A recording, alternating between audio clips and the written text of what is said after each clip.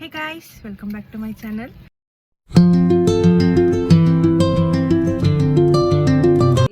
So ಇವತ್ತು ನಮ್ಮ ಊರು ಬಿಟ್ಬಿಟ್ಟು 400 ಕಿಲೋಮೀಟರ್ಸ್ ದೂರ ಹೊಂಟಿದ್ದೀವಿ. ಎಲ್ಲಿಗೆ ಅಂತ ಬನ್ನಿ ತೋರಿಸ್ತೀನಿ.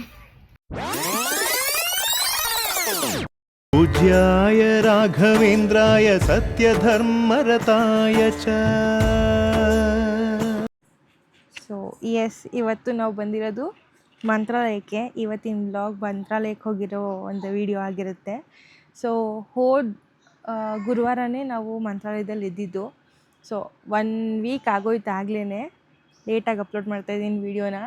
ಸೊ ಲಾಸ್ಟ್ ವೆಡ್ನಸ್ಡೇ ಊಟ ಎಲ್ಲ ಮುಗಿಸ್ಕೊಂಡು 10-15 ಹಾಗೆ ಮನೆ ಬಿಟ್ವಿ. ಸೊ 10-15 ಅಷ್ಟೊತ್ತಿಗೆ ಮನೆ ಬಿಟ್ಟು ಪೆಟ್ರೋಲ್ ಹಾಕ್ಸ್ಕೊಂಡು ಈಗ ಮಂತ್ರಾಲಯದ ಕಡೆ ಹೊರಡ್ತಾ ಇದ್ದೀವಿ.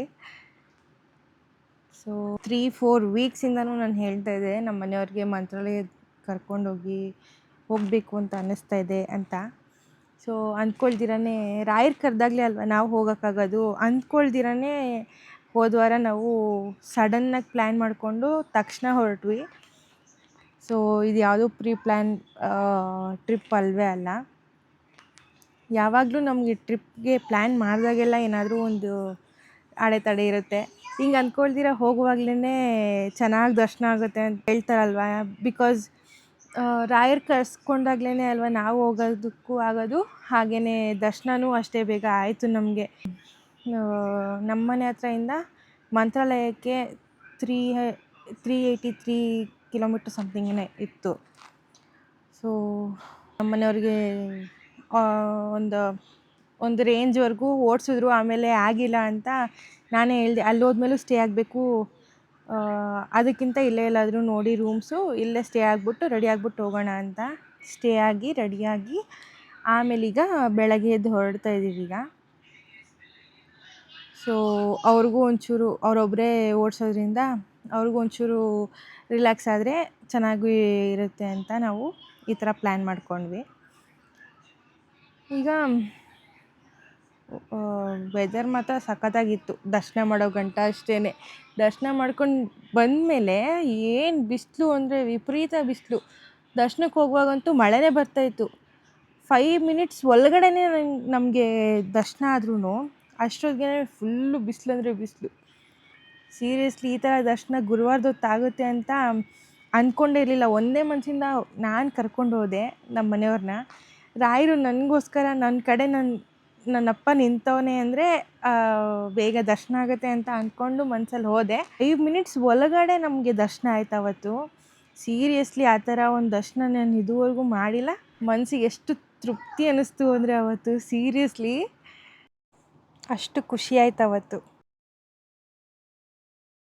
ಈಗ ಹೋಗ್ತಾ ತಿಂಡಿ ಮತ್ತು ಟೀ ಕಾಫಿ ಬ್ರೇಕ್ ಅಂತ ಒಂದು 5-6 ಸರಿ ನಿಲ್ಲಿಸಿದ್ರು ನಮ್ಮ ಮನೆಯವರೇ. ಪಾಪ ಅವ್ರಿಗೂ ಒಬ್ಬರೇ ಗಾಡಿ ಓಡಿಸೋದಕ್ಕೆ ರೋಡ್ಗಳು ಅಷ್ಟಾಗಿ ಚೆನ್ನಾಗಿಲ್ಲ ಆ ಕಡೆ, ಓಕೆ ಇಶಾಗಿತ್ತು. ಸೊ ಈ ವಾತಾವರಣ ನೋಡೋಕ್ಕೇ ಚೆನ್ನಾಗಿತ್ತು, ಮೋಡ ಮುಚ್ಕೊಂಡಿದ್ದಕ್ಕೂ. ಆ್ಯಂಡ್ ಈ ಥರ ಫೀಲ್ಡು, ಈ ಥರ ನೀರು ಎಲ್ಲ ನೋಡೋಕ್ಕೆ ಚೆಂದ.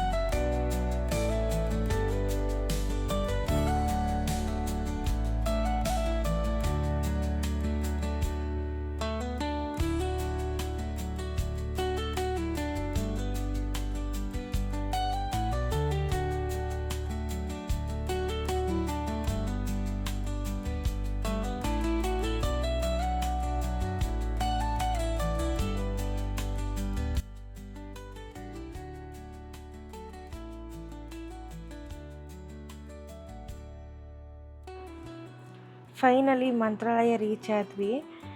ಸೊ ಇಲ್ಲಿ ಆ ಒಂದು ಸರೌಂಡಿಂಗಲ್ಲಿ ಎಲ್ಲೂ ಜಾಗ ಇರಲಿಲ್ಲ ಪಾರ್ಕಿಂಗ್ ಮಾಡೋಕ್ಕೆ ಅಂತ.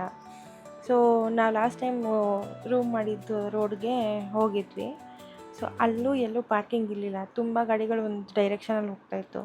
ಅದು ಆಲ್ಮೋಸ್ಟ್ ದೇವಸ್ಥಾನದ ಹತ್ರನೇ ಹೋಗುತ್ತೆ ಅಂತ ಅನಿಸಿ ನಾವು ಫೈನಲಿ ಮಂತ್ರಾಲಯ ರೀಚ್ ಆಗಿ ಅಲ್ಲಿ ಒಂದು ಜಾಗ ಸಿಕ್ತು ಅಂತ ನಿಲ್ಸಿದ್ವಿ. ಅಕ್ಕಪಕ್ಕದಲ್ಲಿ ಕೇಳಿದಾಗ ಹತ್ರನೇ ದೇವಸ್ಥಾನ ಇಲ್ಲಿಂದ ಅಂತ ಹೇಳಿದ್ರು. ಬಟ್ ಅಷ್ಟತ್ರ ಇರುತ್ತೆ ಅಂತ ನಮ್ಗೆ ನಿಜ ಗೊತ್ತೇ ಇರಲಿಲ್ಲ. ಜಸ್ಟ್ ಒಂದು ಆ ರೋಡ್ ಎಂಡಿಂಗ್ವರೆಗೂ ಹೋಗಿ ಲೆಫ್ಟ್ ತಿರುಗಿದ್ರೆ ಅಲ್ಲೇ ದೇವಸ್ಥಾನ ಇರೋದು. ಸೀರಿಯಸ್ ಆಗಿ ದೇವ್ರು ಕರ್ಸ್ಕೊಂಡ್ರೆ ಈ ಥರನೂ ಕರ್ಸ್ಕೊತಾರ ಅಂತ ಅನಿಸಿ ಆ ಥರ ಗೂಸ್ ಬಂಪ್ಸ್ ಬಂತು. ಸೊ ನೋಡಿ ಆಗಲೇ ದೇವಸ್ಥಾನ ಹತ್ರ ಬಂದೇ ಬಿಟ್ವಿ. ಆಚೆಗಡೆ ನೋಡಿದ್ರೆ ಏನಿಷ್ಟು ಜನ ಇದ್ದಾರೆ ಅಂತ ಅನ್ನಿಸ್ತು. ಬಟ್ ಒಳಗಡೆ ಹೋದಾಗಲೇ ಗೊತ್ತಾಗಿದ್ದು, ನಾವು ನಿಂತಿದ್ದ ಲೈನ್ ಒಂದು, ಪಕ್ಕದಲ್ಲಿ ಇನ್ನೊಂದು ಲೈನ್ ಇತ್ತು. 2 ಲೈನಿಂದ ನಮ್ಮ ಮನೆಯವರು ಮಮ್ಮಿ ಇಬ್ಬರು ಸೇರಿಕೊಂಡು ಆ ಕಡೆ ಲೈನ್ಗೆ ಹೋಗ್ಬೋದಾಗಿತ್ತು ಅಂತ ಹೇಳಿದ್ರು. ಬಟ್ ನನಗಂತರ ಅನಿಸಿಲ್ಲ. ಇದೇ ಲೈನಲ್ಲೇ ಹೋಗೋಣ ಅಂತ ಹೇಳಿದ್ದೇನೆ. ಐ ಮೀನ್ ಮನ್ಸಲ್ಲಿ ಅಂದ್ಕೊಂಡೆ ನಾನು ಅಷ್ಟೇ. ಆ ಲೈನಲ್ಲಿ ಜಸ್ಟ್ 10 ಹೆಜ್ಜೆ ಹಾಕಿದ್ವಿ ಅಷ್ಟೇ, ದೇವರೇ ಮುಂದೆ ಕಾಣಿಸ್ತಾ ಇದ್ದಾರೆ. ಲಿಟ್ರಲಿ ನನಗೆ ಹೆಂಗೆ ಅನಿಸ್ತು ಅಂದರೆ, ಪಾರ್ಕಿಂಗಿಂದ ದೇವಸ್ಥಾನ ಹತ್ರ ಬರುವಾಗ್ಲೂ ಹಾಗೆ ಕ್ಯೂವಿಂದ ದೇವ್ರ ದರ್ಶನಕ್ಕೆ ಹೋಗುವಾಗ್ಲೂ ತುಂಬ ಅಂದರೆ ತುಂಬ ಅಷ್ಟು ಖುಷಿಯಾಯಿತು. ಲಾಸ್ಟ್ ಟೈಮ್ ಹೋದಾಗ ದೇವಸ್ಥಾನದ ಒಳಗಡೆನೇ, ಐ ಮೀನ್ ಆ ಒಳಗಡೆ ಸರೌಂಡಿಂಗಲ್ಲೇ ಮಂತ್ರಾಕ್ಷತೆ ಮತ್ತು ತೀರ್ಥ ಎಲ್ಲ ಕೊಡ್ತಾಯಿದ್ರು. ಬಟ್ ಇವತ್ತು ಯಾಕೋ ಆ ಒಂದು ಮ್ಯೂಸಿಯಂ ನೋಡಬೇಕು ಅಂತ ಹೋದ್ವಿ. ಅದು 12-12:30 ಅಷ್ಟೊತ್ತು ಕ್ಲೋಸ್ ಅಂತೆ. ಸಿಗಲಿಲ್ಲ ನಾವು ಹೋಗೋಷ್ಟೊತ್ತಿಗೆ, ಕ್ಲೋಸ್ ಆಗೋಗಿತ್ತು. ಜಸ್ಟ್ 4 ಮಿನಿಟ್ಸ್ ಅಷ್ಟೇ ಲೇಟ್ ಆಗಿದ್ದಿದ್ದು. ಓಕೆ ಅಂತ ಮಂತ್ರಾಕ್ಷತೆ ಸಿಗಲಿಲ್ವಲ್ಲ ಅಂತ ಅನ್ಕೋತಾ ಇದ್ವಿ. ಬಟ್ ಅಲ್ಲೇ ಪಕ್ಕದಲ್ಲೇ ಮಂತ್ರಾಕ್ಷತೆನೂ ಕೊಡ್ತಾಯಿದ್ರು. ಸೀರಿಯಸ್ ಆಗಿ ನಮಗೆ ಮಂತ್ರಾಕ್ಷತೆ ಸಿಗಲಿಲ್ವಲ್ಲ ಅಂತ ಅನ್ಕೋತಾ ಇದ್ದೆ ನಾನು. ಮ್ಯೂಸಿಯಂ ಅನ್ನೋ ಒಂದು ಹೆಸರಲ್ಲಿ ಮಂತ್ರಾಕ್ಷತೆ, ಆ ತೀರ್ಥ ಎಲ್ಲನೂ ಸಿಕ್ತು. ರಿಯಲಿ ಬ್ಲೆಸ್ಡ್ ಅನಿಸ್ತು ಅವತ್ತು ಮಾತ್ರ ನನಗೆ.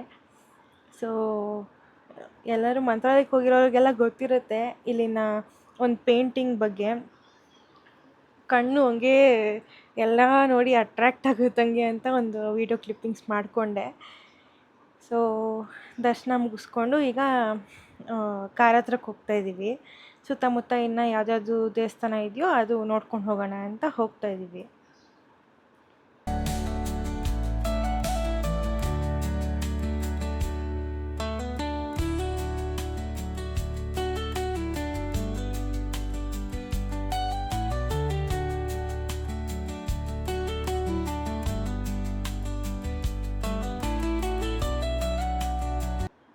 ಈಗ ದೇವಸ್ಥಾನದ ಒಳಗಡೆ ಒಬ್ಬರು ಎಂಟ್ರಿ ಕೊಡ್ತಾರೆ ನೋಡಿ, ಅಗೋರಿಗಳು.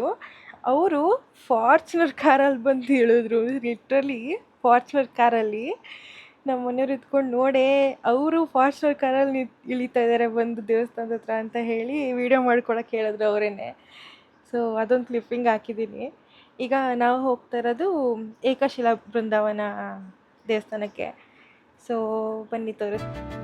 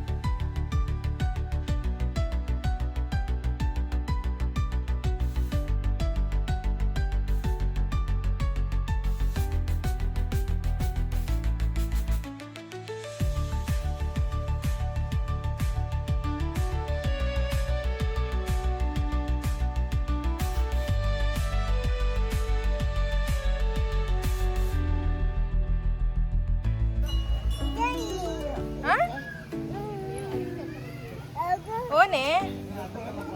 ಹ? ಏನು?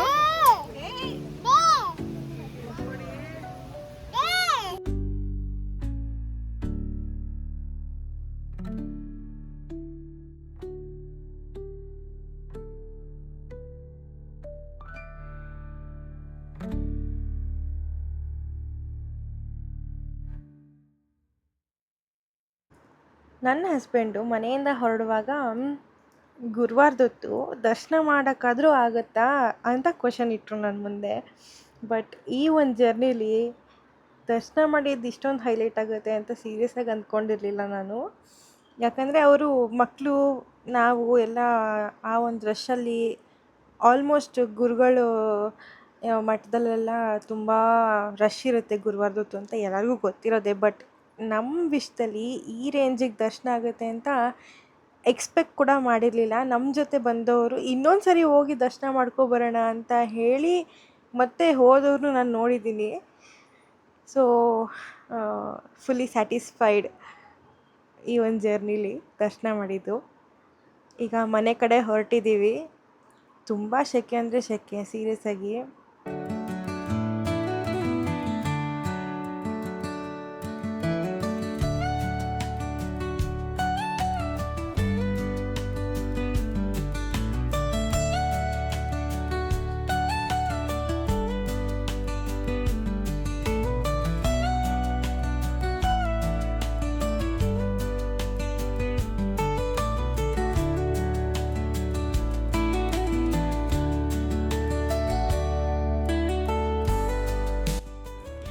ಈಗ ನಿಮ್ಗೊಂದು ತೋರಿಸ್ತೀನಿ, ಅದು ನಿಮ್ಮ ಕಣ್ಣಿಗೆ ಯಾವ ಥರ ಕಾಣಿಸ್ತಾ ಇದೆ ಅಂತ ಕಮೆಂಟ್ ಸೆಕ್ಷನಲ್ಲಿ ತಿಳಿಸಿ.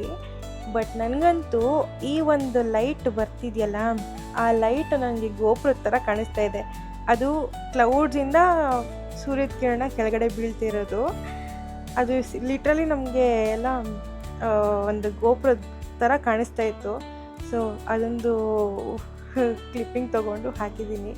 ಹೇಗೆ ಕಾಣಿಸ್ತಿದೆ ಅಂತ ಕಮೆಂಟ್ ಸೆಕ್ಷನ್ ತಿಳಿಸೋದು ಮರಿಬೇಡಿ. ಸೊ ಈಗ ಸ್ಟಾರ್ಟಿಂಗಲ್ಲೇ ಪೆಟ್ರೋಲ್ ಹಾಕ್ಸಿದ್ವಿ, ಬಟ್ ಡಿಸ್ಟೆನ್ಸ್ ಜಾಸ್ತಿ ಇದೆ ಅಂತ ಮತ್ತೆ ಪೆಟ್ರೋಲ್ ಹಾಕ್ಸ್ಬೇಕಾಗಿತ್ತು. ಅದಕ್ಕೋಸ್ಕರ ನಿಲ್ಲಿಸಿದ್ದೀವಿ. ಈಗ ಹಾಕಿಸ್ಕೊಂಡು ನಾವು ಬರಬೇಕಾಗಿರೋ ಒಂದು ವೇ ಅಂದರೆ ಅನಂತಪುರ ಮೇಲಿಂದನೇ ಬರಬೇಕು. ಸೊ ಅನಂತಪುರಲ್ಲಿ ಕಿಯಾ ಶೋರೂಮು ಎಲ್ಲಿಂದ ಎಲ್ಲಿವರೆಗೂ ಇದೆ ಅಂದರೆ ಲಿಟ್ರಲಿ ಒಂದು 3 ಕಿಲೋಮೀಟರ್ಸ್ 3 to 4, 5 ಒಳಗಡೆ ಕಿಲೋಮೀಟರ್ಸ್ವರೆಗೂ ಬರೀ ಕಿಯಾ ಶೋರೂಮೇ ಇದೆ. ಅಷ್ಟು ದೊಡ್ಡದು. ರೋಡ್ ಕಡೆಗೆ ಇರೋದಕ್ಕೆ ಹೆಂಗೆ ಕಾಣಿಸ್ತಾ ಇದೆ ಅಂದರೆ ಲಿಟ್ರಲಿ ಅದು ವಿಡಿಯೋದಲ್ಲಿ ಯಾವ ಥರ ಕಾಣಿಸ್ತಾ ಇದೆ ಅಂತ ಅಷ್ಟೊಂದು ಎಕ್ಸ್ಪ್ರೆಸ್ ಮಾಡೋಕ್ಕಾಗ್ತಾಯಿಲ್ಲ. ಬಟ್ ರಿಯಲಾಗಿ ನೋಡಿದ್ರೆ ಮಾತ್ರ ಅಷ್ಟು ದೊಡ್ಡದಿದೆ ಕಿಯಾ ಶೋರೂಮ್. ಅದು ನಾನು ಅದನ್ನೇ ಹೇಳ್ತಾ ಇದ್ದೆ ನಮ್ಮ ಮನೆಯವ್ರ ಹತ್ರ. ಅಲ್ಲ, ಇದು ಆಚೆಗಡೆಯಿಂದ ನೋಡೋಕ್ಕೇ ಇಷ್ಟು ಉದ್ದ ಇಷ್ಟು ದೊಡ್ಡದಾಗಿ ಕಾಣಿಸ್ತಾ ಇದೆಯಲ್ಲ, ಒಳಗಡೆ ಓಡಾಡೋರೆಲ್ಲ 2 ವೀಲರ್ ಬೈಕಲ್ಲೇ ಕಾರಲ್ಲೇ ಓಡಾಡ್ತಾರೇನೋ ಅಂತ ಅಂದ್ಕೊಂಡು ಬಂದ್ವಿ.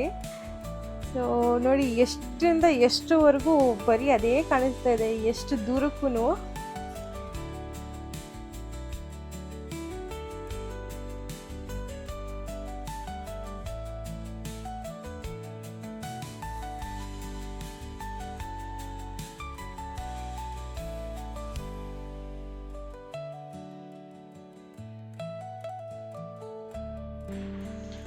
ಫ್ರೆಂಡ್ಸ್, ಈಗ ನಿಮ್ಗೊಂದು ಟಿ ತೋರಿಸ್ತೀನಿ. ಅದು ನಿಮ್ಮ ಕಣ್ಣಿಗೆ ಯಾವ ಥರ ಕಾಣಿಸ್ತಿದೆ ಅಂತ ಹೇಳಿ. ನನ್ನ ಮಗಳು ನೋಡಿ ಈಗ ಏನು ಹೇಳ್ತಿದ್ದಾರೆ. ಗೊಂಬೆ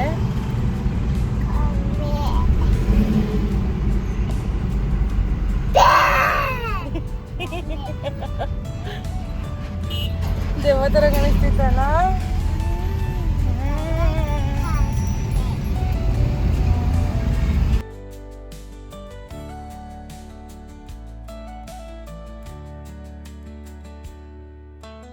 ನಾವು ಬ್ಯಾಂಗ್ಳೂರು ಎಷ್ಟೊತ್ತಿಗೆ ಬಿಟ್ಟುವೋ ಹಿಂದಿನ ದಿನ ಅಷ್ಟೊತ್ತಿಗೆ ಮತ್ತೆ ವಾಪಸ್ ಮನೆಗೆ ಹೋಗಿಲ್ಲ. ಬಟ್ ಬ್ಯಾಂಗ್ಳೂರು ರೀಚ್ ಆದ್ವಿ.